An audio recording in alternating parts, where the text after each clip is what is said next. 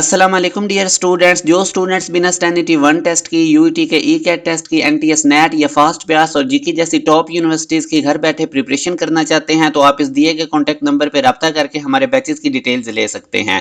जिन students ने अभी तक हमारे व्हाट्सएप चैनल को फॉलो नहीं किया, ज़रूर इसको करें। आने वाले टाइम में आप लोगों को बहुत इंपॉर्टेंट एजुकेशनल अपडेट्स चैनल के थ्रू मिलती रहेंगी। लाइक डिफरेंट यूनिवर्सिटीज़ के टेस्ट कब होने हैं, उनमें अप्लाई कैसे करना है, आप लोगों ने स्कॉलरशिप कैसे गेन करने हैं टॉप यूनिवर्सिटीज़ के, और मोस्ट इंपॉर्टेंट डिजिटल स्किल्स आप लोगों को इस व्हाट्सएप चैनल के थ्रू सिखाई जाएंगी। इसी वीडियो के डिस्क्रिप्शन में मैंने इस चैनल का लिंक दे दिया है, उसको आप क्लिक करके उसको ज्वाइन करके आप लोग इसको फॉलो कर सकते हैं। यूनिवर्सिटीज़ के पास्ट पेपर के एमसीक्यूज जो मैंने सीरीज स्टार्ट की हुई है, जैसे कि नस्ट एनईटी 1 भी आ रहा है और साथ में यूईटी का टेस्ट भी जल्दी ही इस दफ़ा कंडक्ट होगा, तो वो मैं आप लोगों के साथ डिस्कस करता हूँ। पहला क्वेश्चन ये है कि जो हमारे पास वाईडीएक्सी का एक्सपेरिमेंट होता है, वाईडीएससी, इसके अंदर अगर हम एक जो स्लिट है उसको पेपर से कवर कर देते हैं तो इन ऑप्शन में से फिर कौन सा ठीक होगा।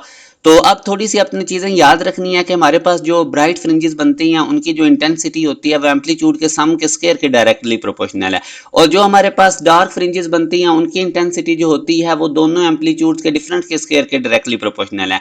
अब जब हमने एक स्लिट को कवर कर दिया, अच्छा अब एक चीज़ याद रखें कि जब हम दोनों स्लिट्स हमने कवर नहीं की थी तो हमारे पास जो एम्पलीट्यूड होता था, इंटेंसिटी ऑफ लाइट जो मैक्सिमा होती थी वो हमारे पास मैक्सिमम होती थी, और जो मिनिमम जो हमारे पास डार्क फ्रिंजेस स्क्रीन पे बनते थे उनकी इंटेंसिटी हमारे पास परफेक्टली मिनिमम होती थी।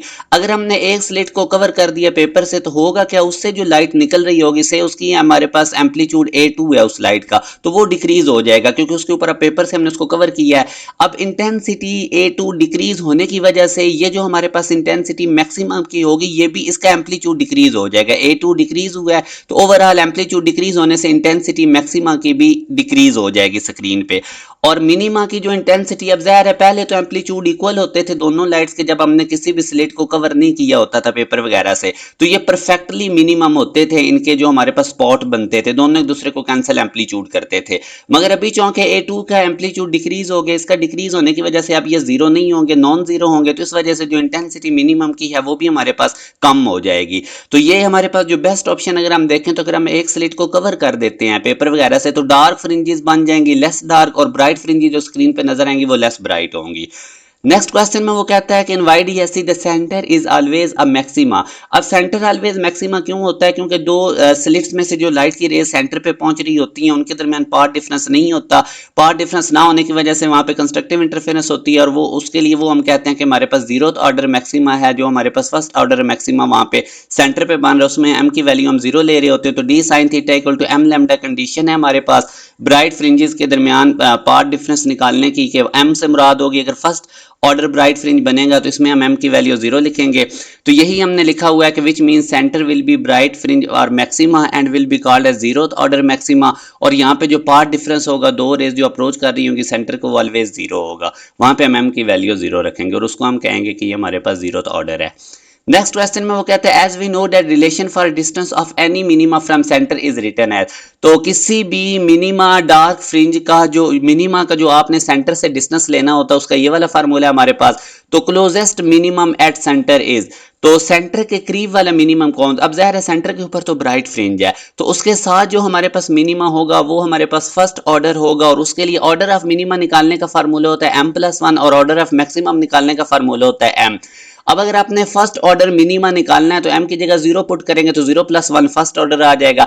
अगर आपने सेकंड वाला मिनिमा का ऑर्डर निकालना है तो आप m की जगह पे 1 पुट करेंगे, 1+1 2 हो जाएगा।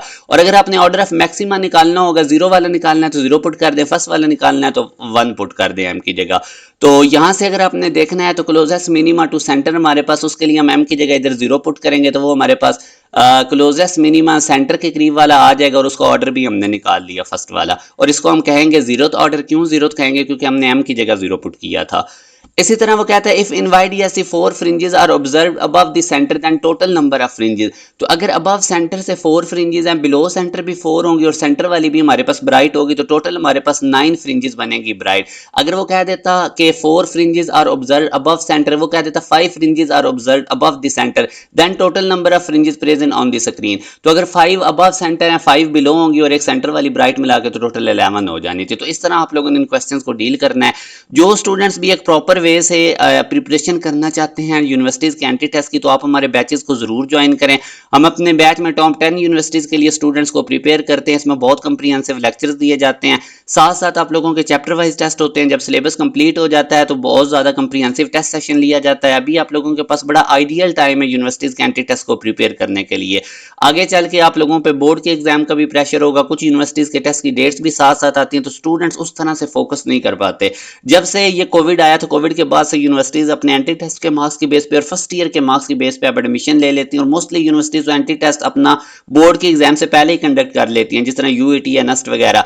तो जो बच्चे भी एक प्रॉपर वे से प्रिपरेशन करना चाहते हैं, जिनकी अभी तक नस्ट एनईटी 1 की प्रिपरेशन नहीं, तो वो इस 20-22 दिनों में खुद को फुली प्रिपेयर करना चाहते हैं, तो आप इस दिए गए कॉन्टैक्ट नंबर पर रब्ता करें, तमाम डिटेल ले सकते हैं। व्हाट्सएप चैनल को जरूर फॉलो करें, उसके थ्रू आप लोगों को बहुत इंपॉर्टेंट अपडेट्स मिलनी है। उसका लिंक इसी वीडियो के डिस्क्रिप्शन में है। अपना ख्याल रखिएगा। अल्लाह हाफिज।